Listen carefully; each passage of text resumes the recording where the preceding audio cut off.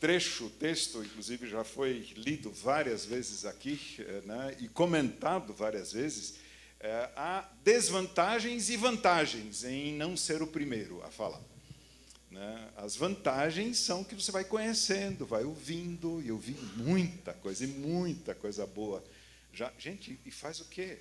24, 26, 27 horas que eu cheguei aqui, né? Uma coisa de louco, que eu já ouvi tudo, e de encorajamento, que eu já percebi, né, em tudo que, não só nas palavras, mas nessa dinâmica, nessa vibração, nessa alegria. É óbvio que eu não sou, né, de hoje nem de ontem, eu sou de bem mais de antes, de anteontem. Né? Eu sei que não é sem problemas e sem dificuldades e sem tensões que a gente chega aqui. Mas essa vibração, essa alegria de estar junto, de celebrar o Senhor, né, é algo tão impactante para a gente que está chegando e conhece poucas pessoas e vai aos poucos conhecendo mais. E também do que eu ouvi de palavras de vocês. E se a Ângela já disse ontem à noite, depois de uma devocional, alguns louvores ministrados que já estava bom, que já estava dando para ir embora, imagina eu hoje, né? Já podia dizer, olha, já ouvi tanto, né? Então eu vejo assim, né, como Deus atua, num rio de ministrações, de mensagens, elas vão confluindo, né, e vão nos levando adiante, nos encorajando, e cada um, eu quero jogar o meu copo, né, quero acrescentar o meu copo, se eu puder, né, nesse sentido, ser de bênção, aí é com alegria que eu quero fazer. Eu sempre digo, né, para convites assim, Deus dando saúde e vida, alegria não vai faltar. Né, é o que eu estou sentindo aqui em estar com vocês nesses dias. E no trecho que nós já, como falei, já lemos várias vezes, eu quero ler mais uma vez aqui e comentar não sobre o trecho propriamente muito hoje, só uma introdução e depois fazer uma retrospectiva do que vem antes desse trecho. Né? Não sei se vocês lembram, ontem o Hans já falou para a gente, hoje de manhã, desculpa, que esse trecho, Hebreus 12, começa com uma palavrinha. Qual é? Portanto. Portanto significa que algo já veio, já foi dito, já veio antes, já tivemos alguma coisa antes e agora há uma conexão.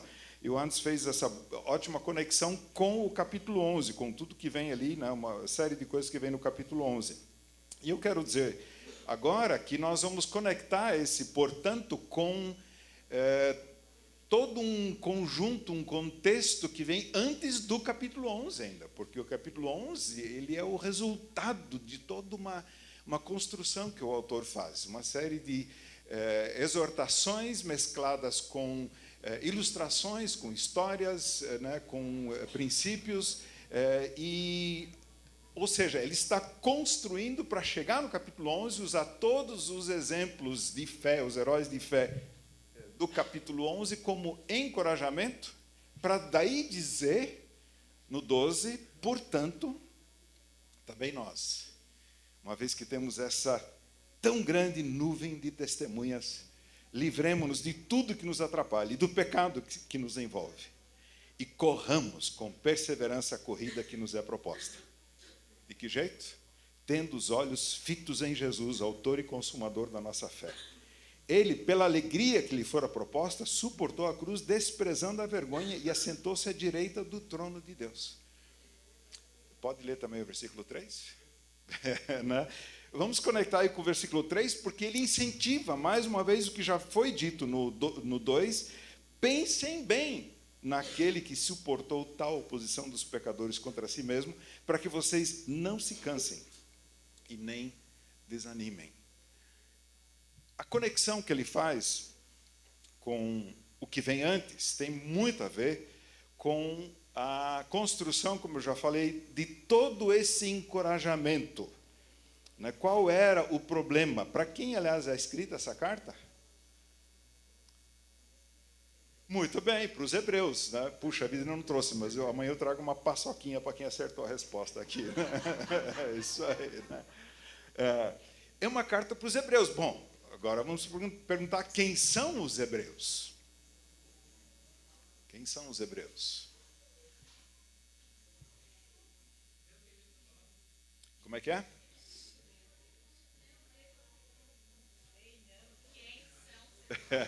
Quem são os hebreus? Né? Os receptores dessa carta. Né? Eles são descendentes de qual povo? O povo de Deus do Antigo Testamento. Né? Os judeus são chamados judeus a partir da volta do exílio, né? Lá no século V, as voltas, né? A volta que tem do exílio, a partir dali eles são chamados os que voltaram para Judá. Então, esses são os judeus. Antes disso, não eram chamados de judeus, eram israelitas e, às vezes, né, Reino do Norte, Reino do Sul.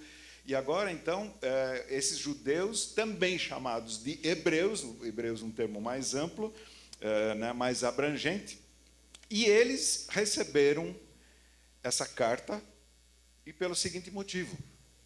Eu quero que vocês me acompanhem, e convido vocês a me acompanhar, imaginando-nos na seguinte situação.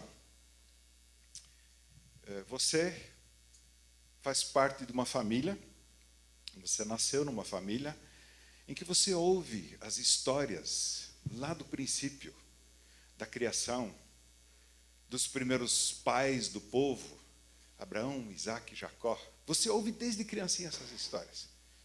Você ouve como esse povo, depois, Jacó com seus filhos, foi para o Egito, como se formaram, ampliaram o número do povo, e como depois eles tiveram que sair de lá e né, estavam sendo escravizados e foram então libertos, trazidos para fora daquela terra.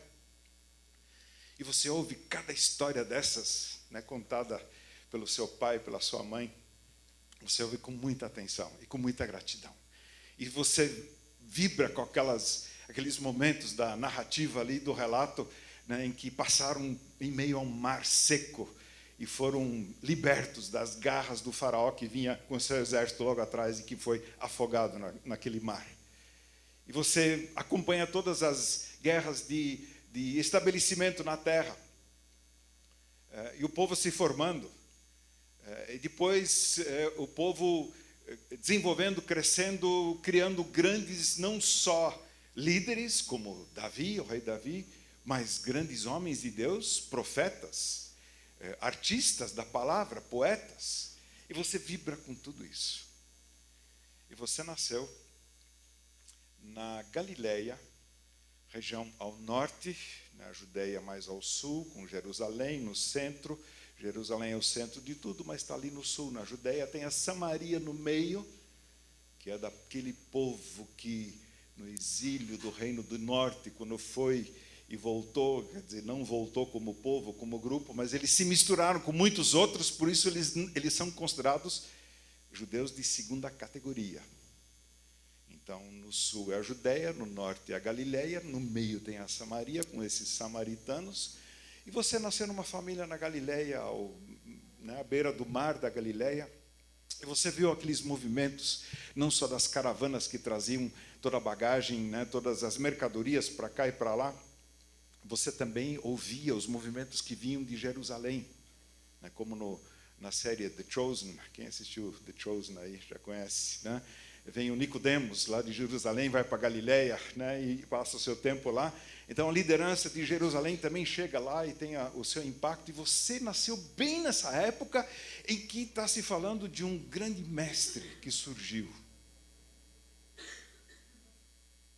E de alguma forma essa história passa um pouco, né, o impacto foi forte, mas foi passageiro. E depois de algum tempo você vê uma nova onda de pessoas vindo do sul da Judeia e que contam que aquele grande mestre era o Messias esperado. E você quer saber mais, você se interessa, a sua família também, né, se interessa. Você já a fase jovem da sua vida e você entende de repente as histórias que eles contam desse Messias, desse homem que ele era de fato o Messias. E daquelas histórias que você ouviu desde a sua infância, tudo de repente faz sentido e se encaixa. E você diz, esse é o Messias, eu creio nele. Isso traz uma transformação fantástica para você. Faz uma reconfiguração completa, em que as coisas se encaixam, caem no seu lugar certinho, de tudo que você já tinha ouvido e estudado. Mas quando você começa a professar esse nome, começa a ver aversão, hostilidade, resistência, no começo da sua família. Mas você firma o pé e você diz, é isso que eu creio. É isso que eu quero para a minha vida.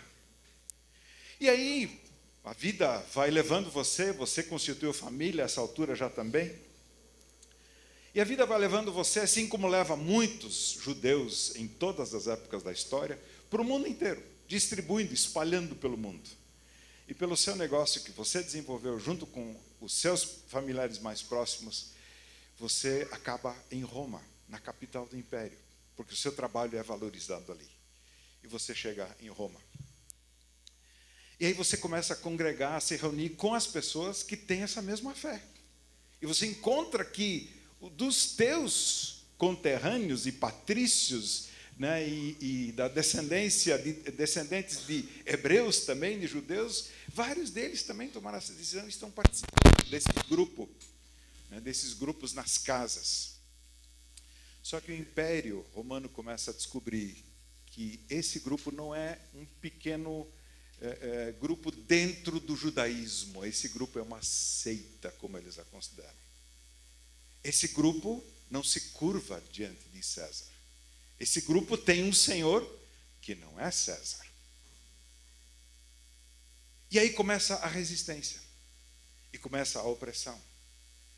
E eles começam, e há distúrbios em Roma, né, lá pelo ano 49, 50, distúrbio, e todos os judeus, tanto faz se eram seguidores de Cristo ou não, são expulsos de Roma e perdem todas as suas posses. E você começa a pensar e ficar angustiado, mas toda a religião que eu servia não era o mesmo Deus? Não continuamos adorando o mesmo Deus, Criador dos céus e a terra? Não era esse o Deus que instituiu um sistema de sacrifícios muito bem elaborado, e a pessoa pagava pelos seus pecados, tinha que fazer expiação, né, compensação por seus pecados? Esse não é o Deus criador dos céus e da terra, de todas as coisas? E depois acrescentamos Jesus. Mas era necessário mesmo? Não daria para continuar servindo ao mesmo Deus, não confessando a Jesus como Senhor? E você começa a ficar em dúvida. E daqui a pouco você percebe que tem mais pessoas dessa sua comunidade, são vários grupos que se reúnem nas casas em Roma, e 2 ou 3 deles têm mais dos teus conterrâneos, que também têm essa história do judaísmo, da religião, né, do Antigo Testamento. E você percebe que eles também estão nessa angústia. E vocês começam a ficar em dúvida, a balançar. E de repente vem uma carta.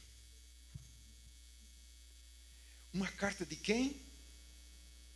Do nosso pastor. Só pode ser. Não sabemos quem escreveu. Tem várias possibilidades quem escreveu a carta aos Hebreus. Não sabemos quem.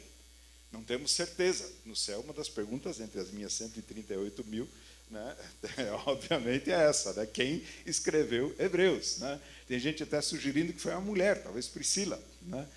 Mas o fato é que essa carta vem do coração de um pastor ou de uma pastora que se interessa por eles, que muito provavelmente levou vários deles ao Senhor ou iniciou essa igreja. E nessa carta, esse pastor está assim, angustiadíssimo, porque ele ouviu falar dessa dúvida deles, dessa aflição deles de talvez quererem voltar atrás, desistir da fé em Jesus.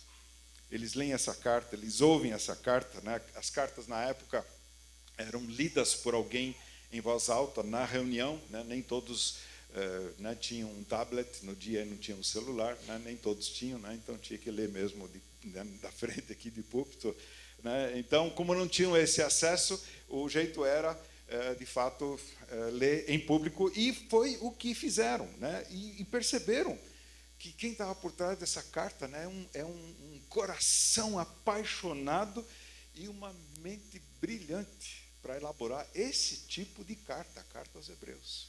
É algo assim incrível. Eu achava que eu sabia alguma coisa de Hebreus, até 6 de fevereiro, né, desse ano, quando eu comecei a dar o curso, né, que a gente aprende tanto, a gente aprende muito mais quando tem que dar um curso do que quando participa como aluno, né? E aí, essa carta tem objetivo. Qual será? O que vocês acham? Me ajudem aí a responder qual é o objetivo dessa carta. Convencê-los a não voltar. Oi? Exatamente, né? E a ideia é essa, convencê-los a não desistir da fé em Jesus, de não voltarem atrás, né? E vale aqui o princípio desde aquela época já. Como é que você faz? Você vê um cachorro, né, esmagando um osso, acabando com o osso, não tem mais o que tirar daquele osso e o cachorro não larga o osso. Como é que você faz para fazer o cachorro largar o osso? Dá um grito? Sério? Não tentei ainda. Eu tô com medo de receber um grito de volta. Esse é o meu problema, né? Ela diz que dá um jeito na cachorra em casa assim, né? Oi? O que faz com o osso?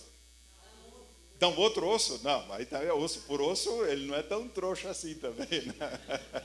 Quem falou aqui? Dá um bife, dá um filé, né? Dá um bife, dá um filé e troca. E o autor, aos Hebreus, garanto que ele sabia desse provérbio já naquela época, né? Porque ele vai dizer, gente, não desistam. Mas para não desistir, ele apresenta o melhor motivo. E qual é o melhor motivo? É apresentar Jesus, descrever Jesus em toda a sua grandeza, em toda a sua sublimidade, como já ouvimos, né? Descrever Jesus na sua função que ele veio, na sua natureza que ele era, né? Ele começa a carta dizendo, há muito tempo, Deus falou, muitas vezes, e de várias maneiras, aos nossos antepassados, de que jeito? Por meio dos profetas. Que bom que Deus falou, gente. Aliás, que bom que Deus falou lá no início e criou todas as coisas. Não teria pessoas no mundo se Deus não tivesse pronunciado, não teria esse universo lindo, né? Esse planeta para a gente habitar, né? Não teria pessoas para a gente se relacionar. Que bom que Deus falou. Então, há muito tempo, Deus falou e falou muitas vezes, né? E nós não temos desculpa de que Deus não tenha falado. Você pode não ter ouvido, mas que Deus falou, né? Falou muitas vezes. E falou de várias maneiras, né? O interessante é notar quantas maneiras que Deus usou. Se você observa os profetas, né? Quantos deles e de que formas que eles falaram. Você vê, por exemplo, Amós, é um profeta que grita contra um problema da sua época, a corrupção, a opressão dos pobres, né, pelos mais ricos, né? Isaías, por exemplo, foi tomado de uma visão da santidade de Deus que faz a gente, quando lê aquela história, se prostrar diante da grandeza de Deus da mesma forma. É incrível isso. Ageu incentivou o povo a buscar o reino de Deus em primeiro lugar, só isso. Em resumo é isso. Elias, o que Elias fez, né? Mais uma maneira interessante. Pela sua oração caiu fogo do céu. Não foi fogo normal, porque foi fogo que lambeu e comeu, né? Acabou, bebeu aquela água toda que tinha, né? Aquele sacrifício encharcado e toda a água que tinha em volta.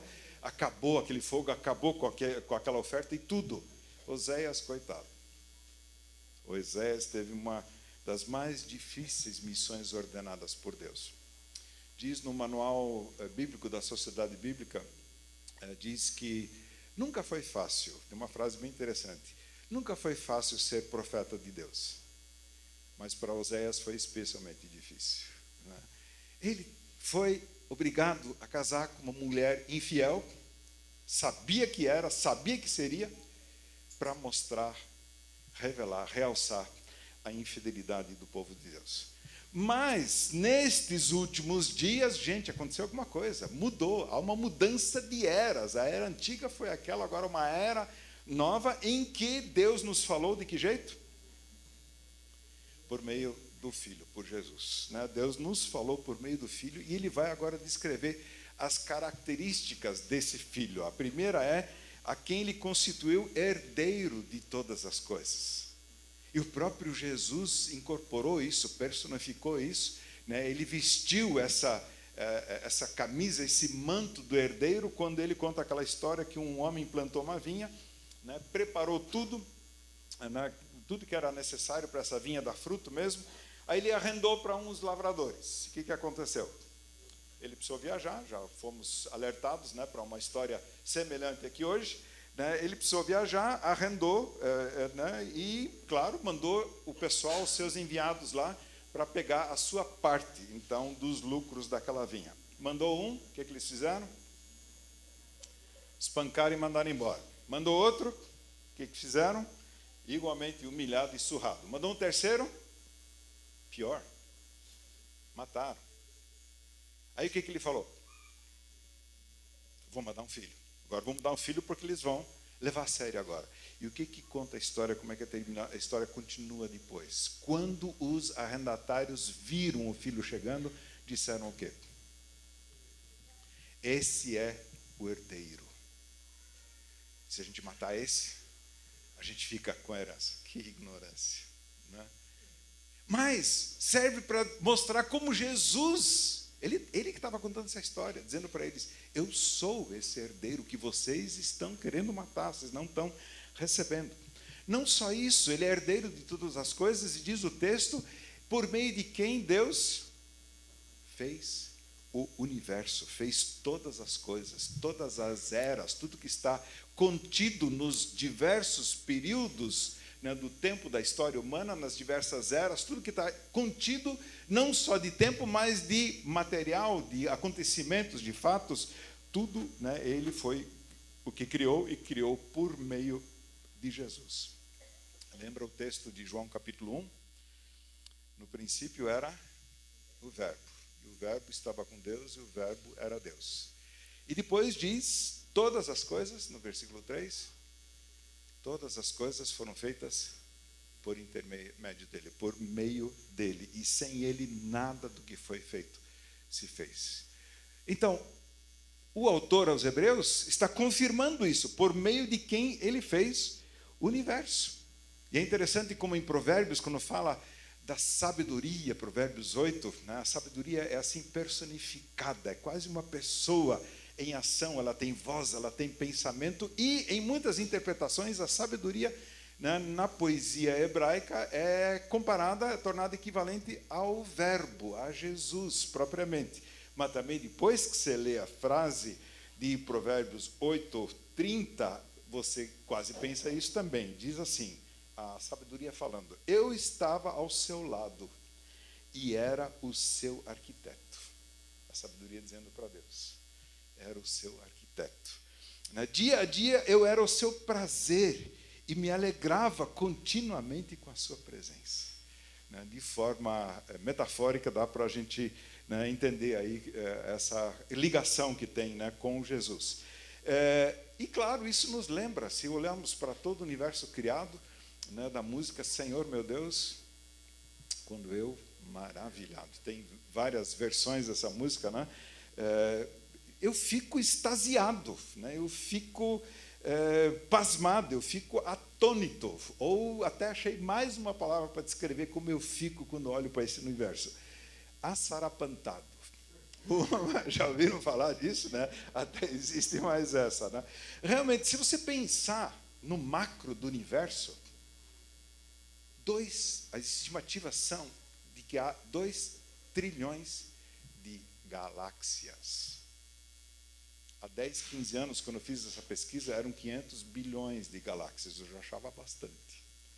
Agora multiplicou por 4 a estimativa. 2 trilhões.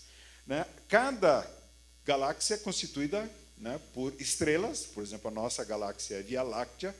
E uma das estrelas é o Sol, com o sistema solar, em que a Terra e outros planetas giram em torno do Sol. Tá certo? Então, as galáxias anãs, as pequenininhas, elas têm 10 milhões de estrelas. E as galáxias gigantes têm 100 trilhões de estrelas cada um. É uma loucura. Agora, só isso. Né? Isso aí. Né? E a nossa, então, a Via Láctea tem 200 bilhões de estrelas. O Sol é uma desses 200 bilhões. Aí a gente fica assarapantado também, né? Maravilhado, diante do micro. Se você pensar que o corpo humano tem 37 trilhões de células. Quase que eu disse 37 trilhões de estrelas, aí não ia dar certo, né? Células, é uma loucura isso, né? Só o cérebro, 170 bilhões de células, bem coordenadas, funcionando na maior parte do tempo, né? Tem hora que, né, eu concordo com o irmão Leslie ali, tem hora que eu memorizo, depois olha o que era mesmo que eu tinha memorizado ali.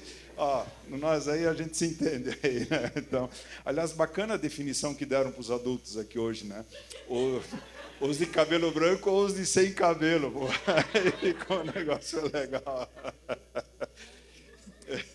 Falta de respeito, foi. Isso aí. Agora, o mais incrível do corpo humano é que, além dos 37 trilhões de células, sendo 170 bilhões no cérebro, nós temos 38 trilhões de bactérias. Tudo bactéria do bem, fica tranquilo. E elas pesam, olha que loucura, a capacidade que tem uma bactéria, tanto para o bem quanto para o mal, né? Esses 38 trilhões de bactérias pesam 200 gramas só. É uma coisa impressionante, né?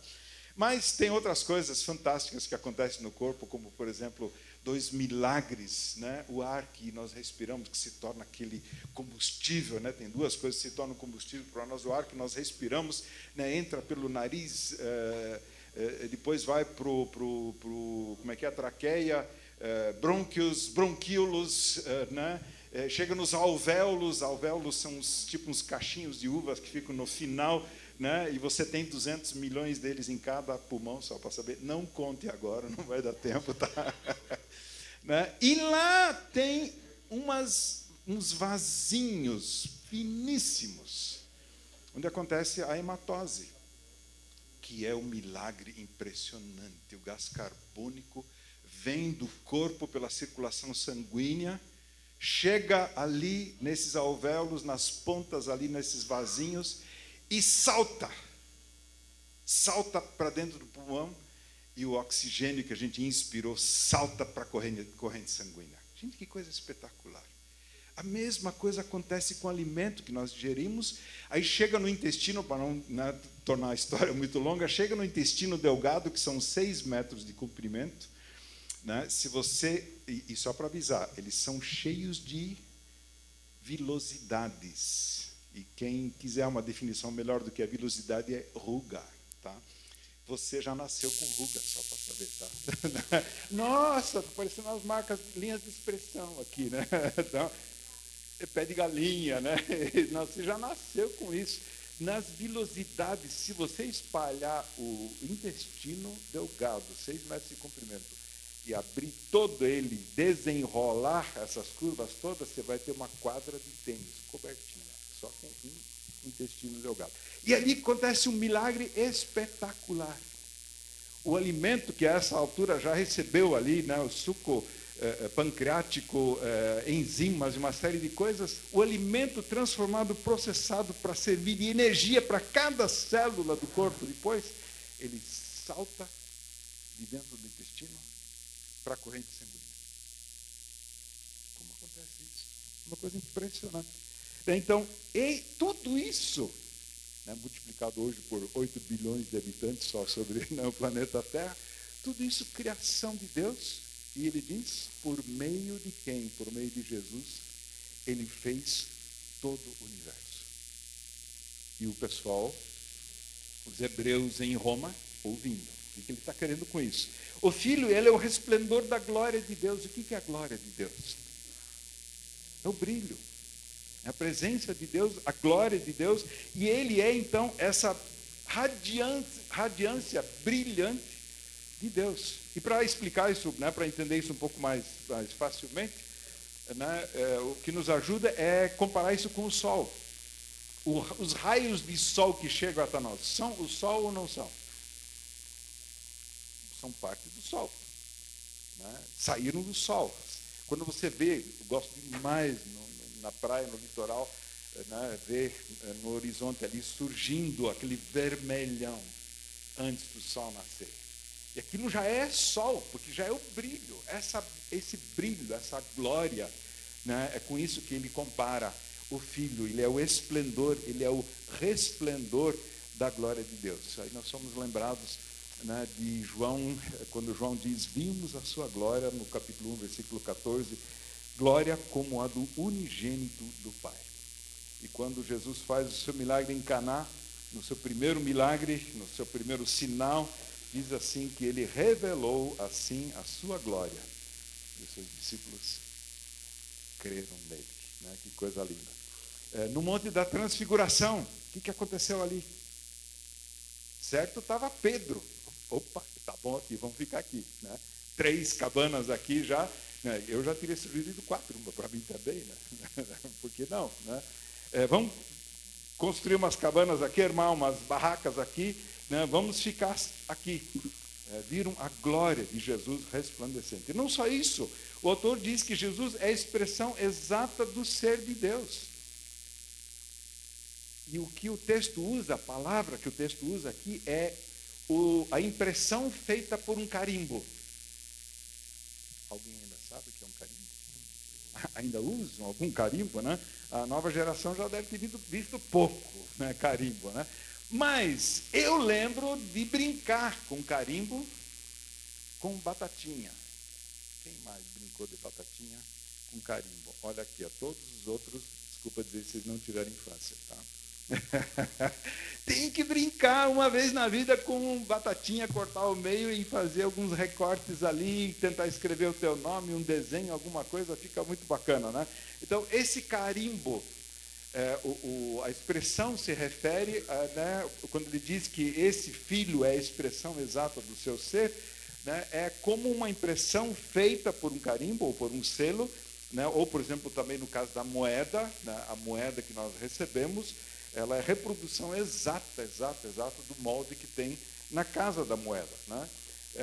Naquela época, era muito comum uma segurança que os líderes tinham, as autoridades tinham, é que cada autoridade tinha um anel sinete que tinha um carimbo. E com esse anel, ele gravava a sua marca numa cera, né, numa pequena massa de cera, que ia ou para fechar um documento enrolado, colocava um pedacinho de cera, ou para fechar um saco de trigo, por exemplo, né, amarrava o saco e colocava aquela cerinha, e a autoridade colocava com o seu anel, cada um tinha o seu anel, então carimbava, né, com aquele anel, com aquela marca, carimbava aquela cera, e ela endurecia e chegava então assim ao seu destino como uma segurança, né? E Jesus é essa expressão exata de quem? Do ser de Deus, da essência, da natureza, da substância de Deus, né? E o que é que a gente consegue ver de fato como né, a grandeza, a divindade da grandeza da realidade de Deus? Como a gente consegue observar isso, né? Muitos autores alemães já disseram muitas abobrinhas ao longo da história, né? Se tem autores que realmente deram trabalho e muitas vezes fizeram, né, a teologia andar por campos liberais, aí foram muitos dos alemães. Mas tem gente muito boa também que diz umas coisas espetaculares, como esse que eu vou ler uma citação agora do Schlatter, Adolf Schlatter. A força da existência, da realidade viva de Deus, se expressa em um sinal. Qual será? Nesse sinal nós percebemos que Deus é e o que Ele é. O que é esse sinal distintivo de Deus pelo qual Ele se torna presente e perceptível em sua realidade? Não é o mundo, o universo, em sua imensurabilidade. Também não é o coração humano, com o espírito vivo que está nele. Mas sabe o que é? É o Filho. O Filho somente é a figura que torna visível o que Deus é. E Ele veio a nós. Por meio dele, o Pai criou o universo, Ele foi herdeiro de todas as coisas, Ele é a expressão exata do seu ser, né? E ele é o que veio a nós, o Filho. Né? E aí tem o outro aspecto que diz agora que tem uma descrição do Filho, é que ele sustenta todas as coisas pela palavra do seu poder. Né? Ele está sustentando, carregando o mundo. Né? O trabalho de sustentação do Filho, né, não envolve só a sustentação, mas também movimento. Ele é a pessoa que faz com que todas as coisas sigam o seu curso determinado por Deus. Foi colocado lá uma vez, o curso determinado por Deus, e ele continua. E como é que ele faz isso? O texto diz, pela palavra do seu poder. Ele cria e ele sustenta ao mesmo tempo. Os deístas, né, tem um pessoal por aí deísta que diz, sim, eu creio em Deus. Ele criou todas as coisas, deu corda e soltou. E depois não interferiu mais. Não é isso que eu creio. Não é isso que eu creio. Ele criou e continua sustentando. Né? Deus e o Filho continuam ativos na ordem criada. E, claro, a queda trouxe, né, dificuldades para essa ordem criada, mas nada que seja capaz de destruir a sua estrutura básica que Deus garante por meio da sua criação. Aí fica aquela pergunta, como será que ele sustenta todas as coisas pela palavra do seu poder? Como será que acontece isso? Aí estava lá o professor de física, no meu curso de universitário, foi licenciatura em matemática, e tivemos algumas disciplinas em física, e aí o professor estava lá explicando, né, toda a atração entre as moléculas, entre os átomos, como a coisa se mantém coesa e assim por diante, né, e foi chegando e diminuindo ali, né, o tamanho das partículas que se atraem, né, a força entre prótons e elétrons, né, para que as coisas não desmoronem, para que essa cadeira em que a gente está, né, vocês estão sentados, não caia de repente. E aí um aluno perguntou, e aí, professor? E lá no fundo, no mínimo, nas menores partículas, como a gente explica essa atração que acontece ali para que as coisas não desmontem? Ah, isso só Deus sabe, ele falou. Mas, olha, muito bem, né? Que bom, foi bem honesto, né? Só que eu descobri que não é só Deus que sabe. Tem mais gente que sabe. Quem lê Hebreus 1:3 também sabe. Ele sustenta todas as coisas pela palavra do seu poder. Essa cadeira não está desmontando, não é porque, sim, que bom que ela foi bem feita, tá? Aguenta peso, aguenta sem problema nenhum. Mas tem um princípio que está ali mantendo as coisas unidas, as moléculas, os átomos se atraindo para manter a coesão do universo. Na hora que eu estava trabalhando exatamente nessa parte, preparando já para o tempo do curso, de repente eu levei um susto enorme. A cadeira giratória que eu estava sentado tem aquelas duas alavancas, uma embaixo para regular o peso e a outra para regular a inclinação. E de repente eu levo um susto, aquilo desaba. Eu gosto de usá-la bem alta por causa do computador, e aquilo desaba aquela distância toda, né? E quem já teve essa experiência sabe que uma distância pequena dessa, desabando naquela hora, no traseiro ali, né, pode dar um impacto razoável. O que tinha acontecido? Na hora de girar um pouco, eu tinha encostado com o pé na alavanca que regula a altura, com o calcanhar. E só soltou, só isso, soltou, e eu desabei ali, sem maiores consequências. Mas me veio uma ilustração, é exatamente isso.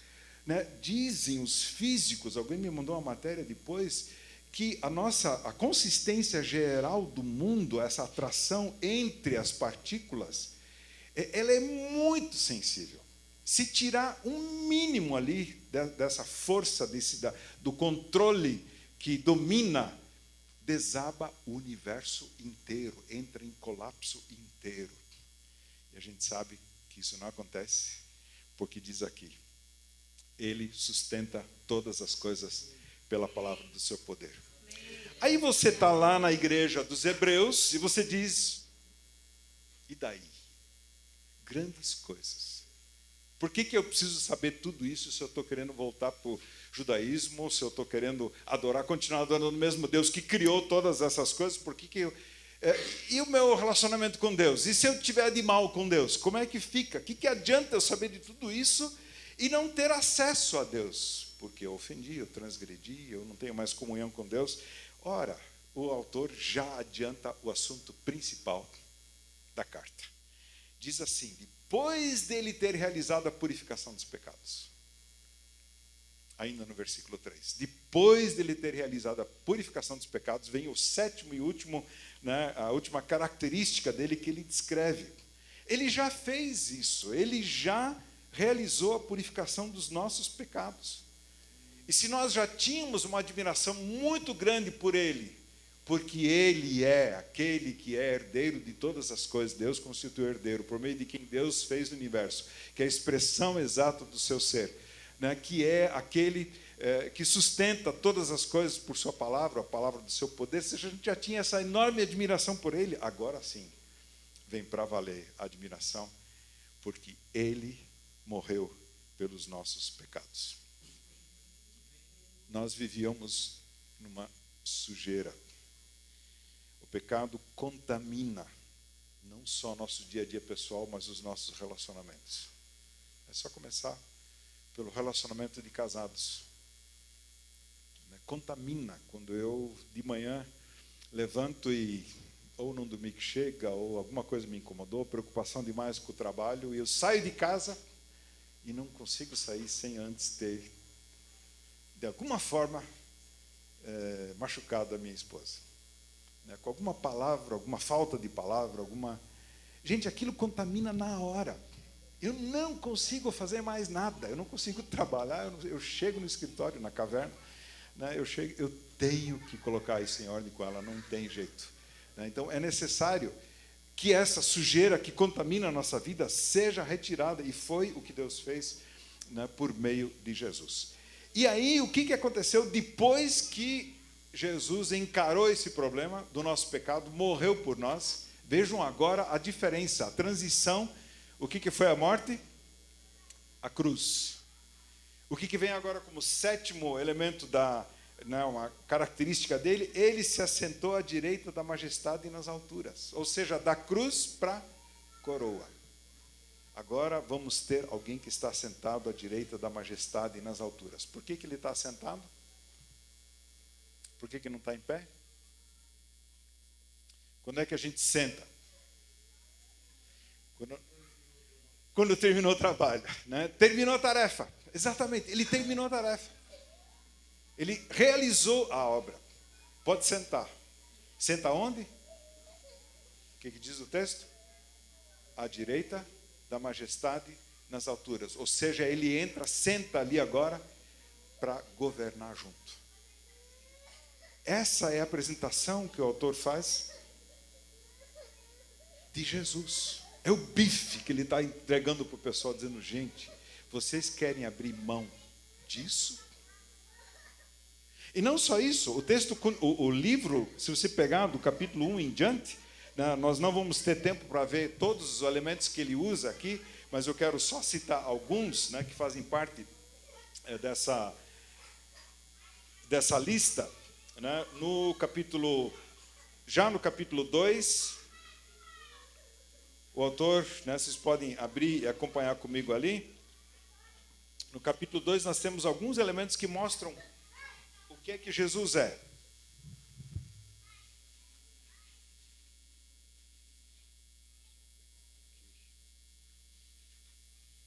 Vejam no capítulo 2, nós já vamos ler alguns versículos aí.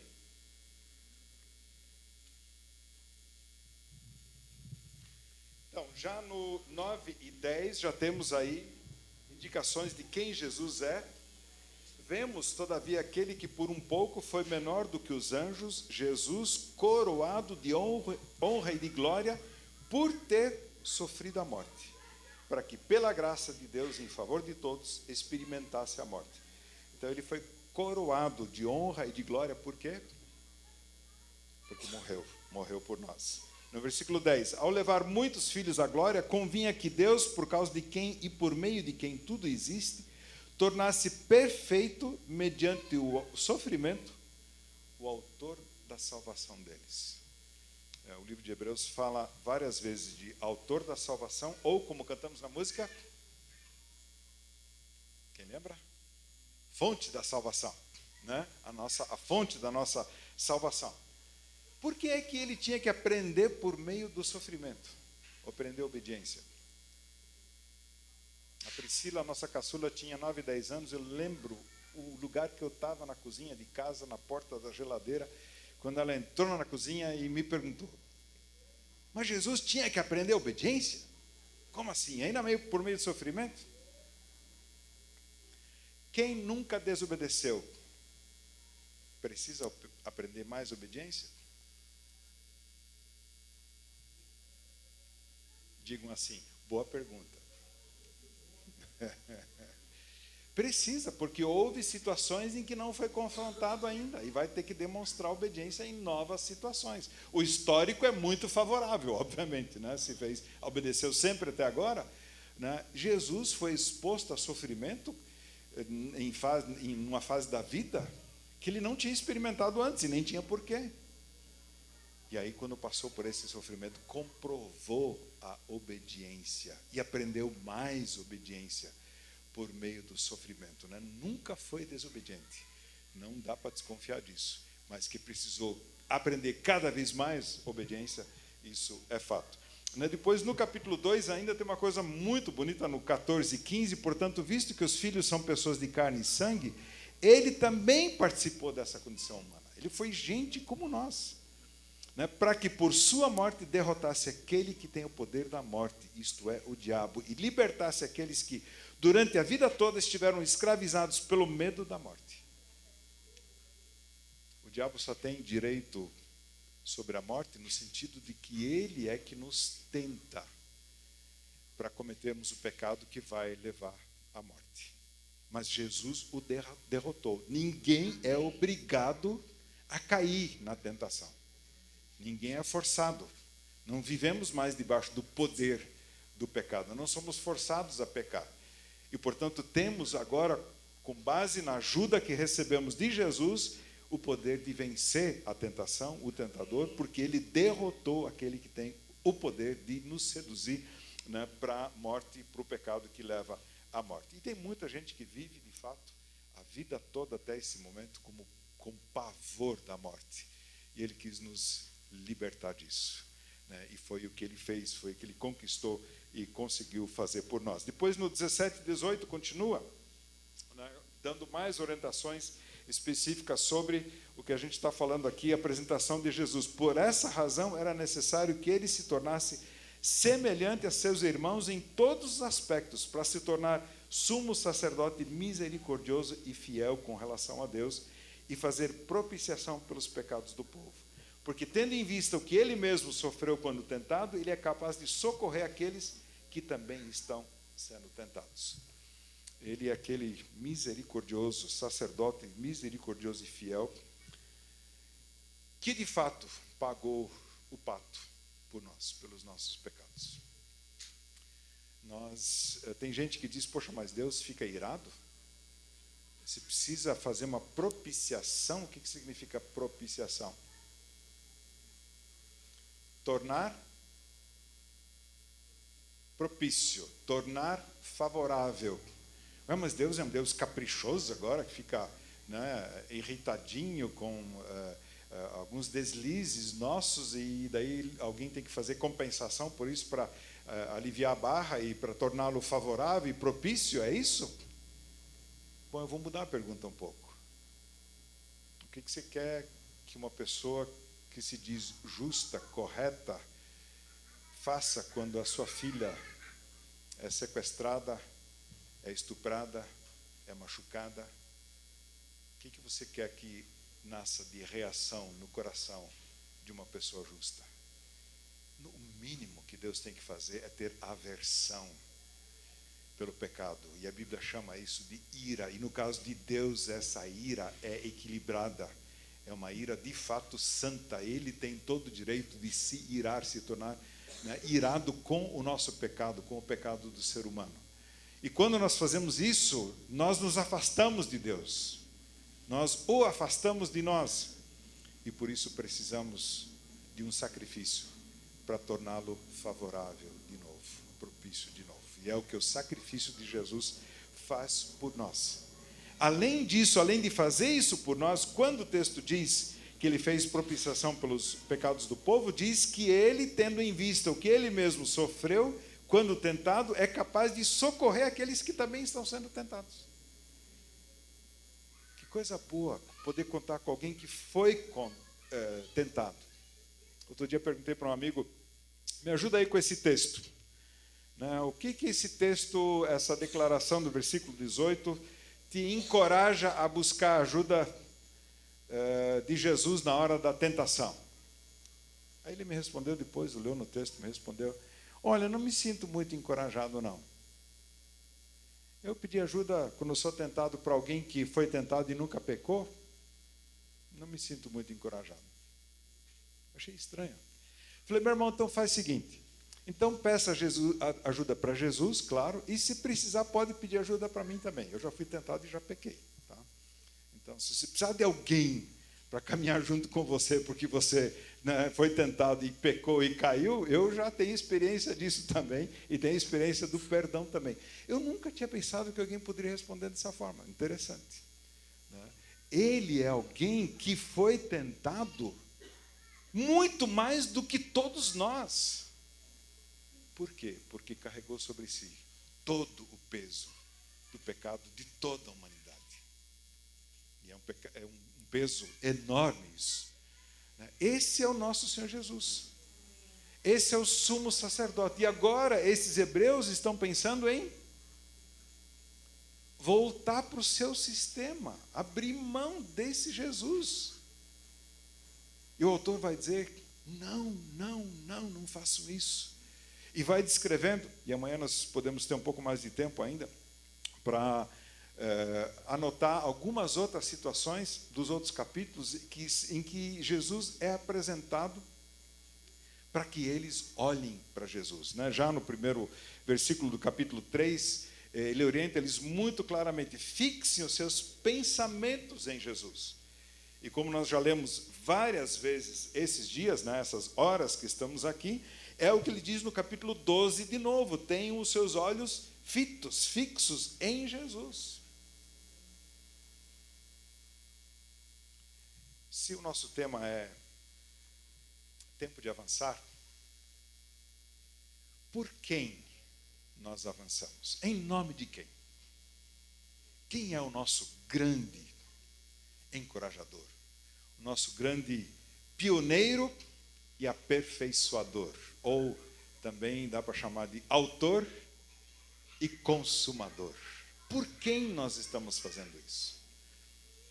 É interessante, fomos lembrados aqui hoje já dos pioneiros, dos avós, dos pais que vieram para essa terra, e graças a Deus, eu fico me imaginando, eu não poderia ter nascido em outra terra. O meu coração assim, é uma coisa impressionante, como é brasileiro. E os nossos avós e pais vieram e desse jeito nos trouxeram para cá e desbravaram lugares difíceis para começar, e são os pioneiros.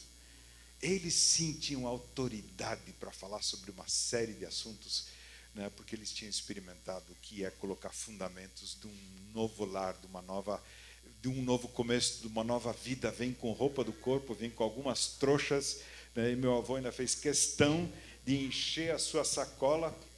E só para lembrar, gente, naquela época as malas não tinham rodinha, o negócio era outro naquela época, e meu avô fez questão, muito esperto ele, de colocar um monte de roupa a mais, não que ele estava pensando em usar, mas ele foi trocando roupa no caminho, porque foram semanas e semanas de viagem, depois meses até poder sair da Alemanha e voltar e vir embora.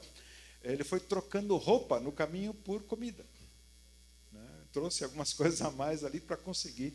Tinha 3 ou 4 filhos já na época ali. E eles, de alguma forma, eles conseguiram, são os pioneiros. E como a gente respeita e admira Jesus, o supremo pioneiro, o supremo autor e consumador da nossa fé. né? Ele é o que está nos mostrando o caminho. Ele é o que agora não só morreu por nós, mas ressuscitou e vive por nós, e vive em nós e por meio de nós. É por Ele que a gente quer avançar. É o nosso motivador maior. A maior alegria, eu dizia isso no curso de batismo, para o pessoal na igreja. A maior alegria de um cristão é a alegria do nome dele estar no livro da vida. A segunda maior alegria do cristão, somada à primeira, imagina aí o negócio aumenta, aí é muito power. É ver alguém que ele está alcançando, aceitar colocar o seu nome no livro da vida. Que alegria! Agora tem mais uma alegria enorme, que é somada à segunda e à primeira. Qual é?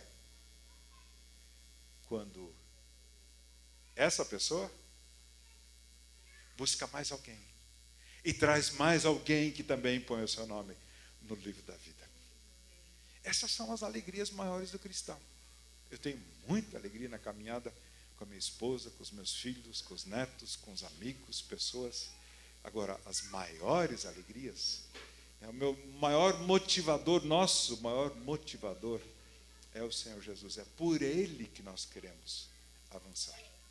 E nós queremos amanhã refletir mais sobre, já que sabemos por quem nós avançamos, é para onde avançamos. Porque desafios não faltam.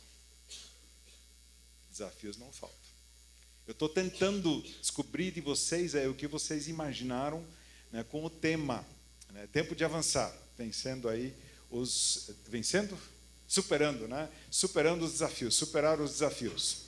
Estou perguntando para alguns aí, né, que desafios vocês estão imaginando que estão incluídos aí. Aliás, eu resolvi perguntar hoje no café da manhã para os meus amigos Rafael e Tom Yoder, né, resolvi perguntar para eles, né, e daí, quais são os grandes desafios que vocês estão vendo aí, que a gente precisa conversar a respeito, né? E os dois muito assim, né, macaco velho aí, já disseram, a gente está esperando a palestra para saber, esperando a resposta da palestra. Ah, que legal, bacana vocês, né? Gente, quais são os desafios? Chuta alguns aí rapidinho, porque eu anotei uns que eu vou tratar amanhã, mas não necessariamente são os que eu anotei, os que vocês estão passando. Fala alguns aí.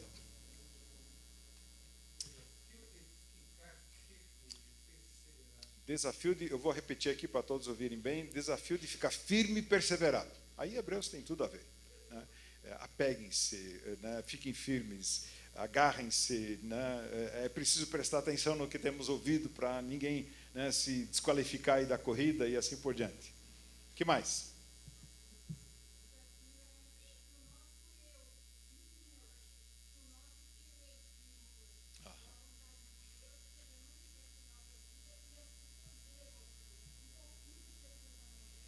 Que o meu eu diminua e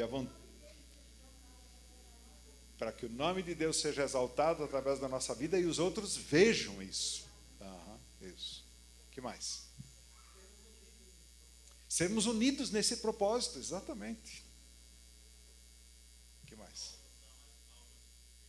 Isso, é essa a nossa missão, alcançar. Tem muita gente próxima aí, né, que ainda não tem essa caminhada com Jesus. O objetivo é simplesmente esse, alcançar mesmo. O que mais? Aceitar o querer de Deus em nossa vida. E o chamado, mais especificamente. Ótimo. O que mais? Sim, Lídia.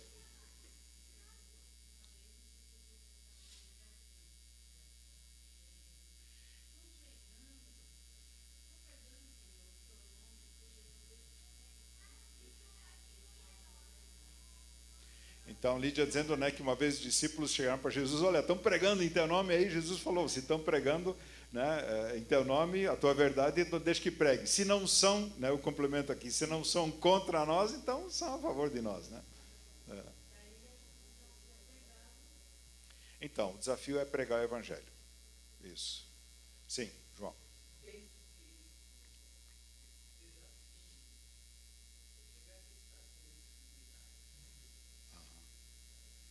chegar à estatura de sublimidade, como nós ouvimos hoje de manhã, né, pelo próprio pastor João.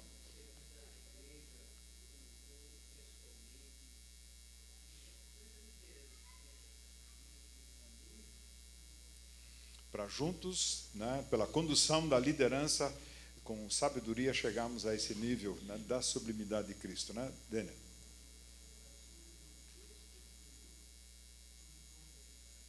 Desconstruir aquilo que não é verdade. Aí tem uma série de coisas, desafios importantes que estão chegando rapidinho, né? Antigamente os desafios de outros países, outros lugares, levavam 15, 20, 30 anos para chegar aqui. Hoje, às vezes, é 15, 20 minutos, né? Já estão aqui, já está rodando, a igreja já começando a se movimentar por uma série de assuntos, né? Se vocês tiverem alguma coisa a mais, né, por favor, na conversa aí, né? O objetivo nosso e eu encontro do que vocês estão passando. Por exemplo, os jovens aí, né?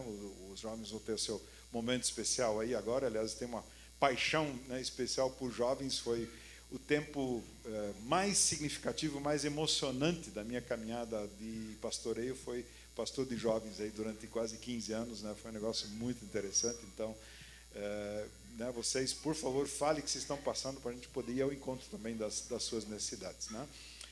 Para encerrar, eu queria citar só um momento da The Chosen, que é assim um momento que me marca demais, emocionante, que deve resumir e ser a ponte de hoje para amanhã. Resumir o que dissemos hoje e ser a ponte de hoje para amanhã. Por quem nós estamos querendo avançar e para onde? Nicodemos tem um encontro com Jesus, nós lemos no encontro de João capítulo 3, mas ele pode ter tido outros encontros, não é verdade? E na série The Chosen retrata muito bem a busca dele, a procura dele, retrata outros momentos. Ele tem um encontro traumatizante com Maria Madalena. Quem é Maria Madalena? A mulher de quem Jesus expulsou 7 demônios, né? É uma das descrições ali, né? E ele vai ter um encontro porque chamam ele como grande líder. É nessa vez que ele sobe de Jerusalém para Galileia, e como ele era um grande mestre no judaísmo, ele é chamado para ir lá e exorcizar, expulsar os demônios dela. E ele vai, recita todo um rosário lá de regrinhas, e no final Maria Madalena olha para ele e diz, toda tomada, possuída: nós não temos medo de vocês. E ele sai absolutamente frustrado dali, vai embora. Maria Madalena, mulher abusada, prostituta, possuída. Eles retratam muito bem a história dela, a caminhada dela.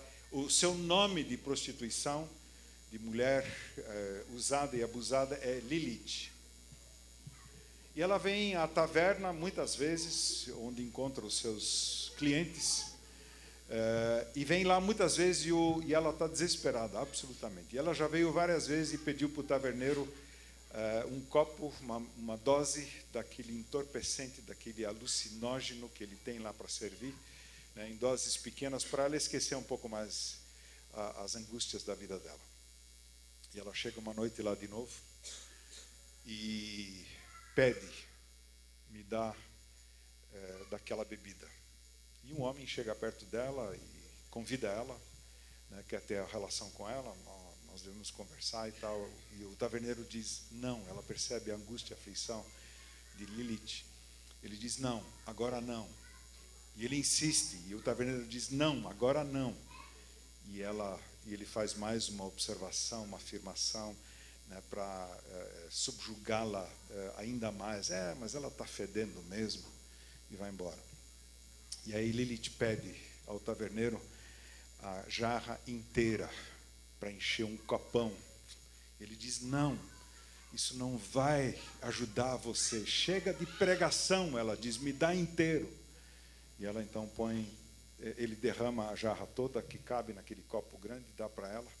E quando ela vai pegar o copo, uma mão encosta em cima da mão dela.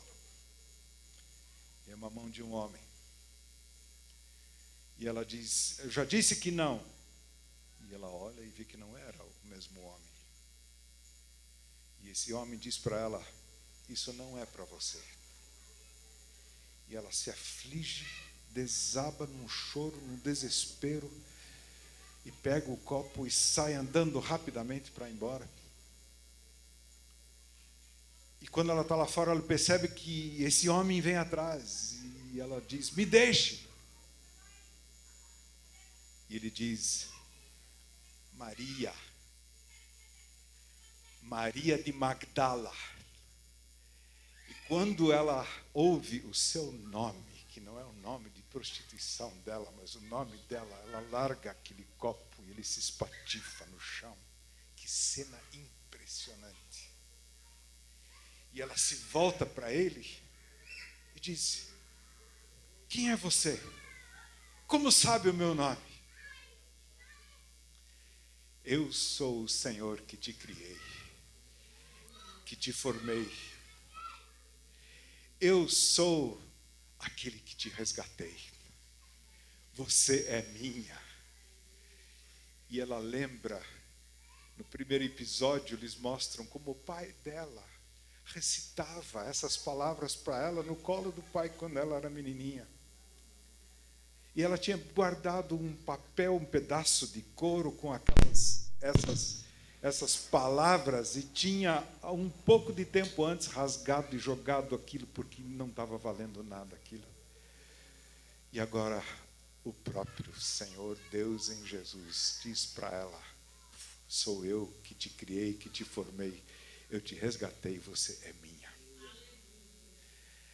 E basta a gente olhar a história de Maria Madalena no Novo Testamento. Tem coisas que eles imaginaram, mas perfeitamente verossímeis, podem ter acontecido daquele jeito. Mas é só olhar aquela história, e a atriz faz, mas assim, com uma maestria, esse papel impressionante de ver a novidade de vida, uma pessoa liberta, conquistada. Em nome e pelo poder desse Senhor Jesus.